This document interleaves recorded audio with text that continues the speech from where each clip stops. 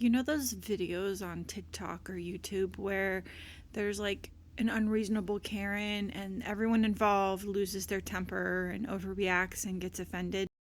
I like low key love watching those videos, and I found out that happens in the Bible too in 1 Samuel 25. So Samuel died and was buried in Ramah, and after David was there for that, he left Ramah to go to the wilderness. So he's leaving this place of comfort to go to this place of desolation. And there's this rich man named Nabal who like owns a bunch of land and flocks and stuff. And David sends some men on his behalf to Nabal to say, listen, my men have been keeping guard over your workers in Carmel. They've been protecting them and your flocks. Now we've come to a time of feasting, and if it's possible, I'd like something for my men. Nabal is very rude and refuses, and David gets really angry at him for that lack of hospitality and decides that he's going to attack his household and kill all the men.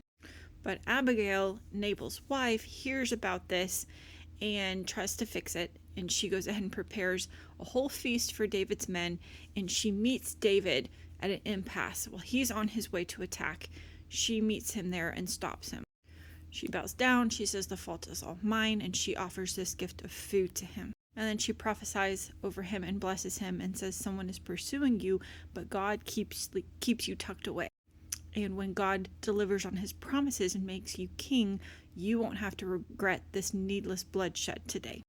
So she essentially saves him from his own anger. And David left in peace and went back to his encampment.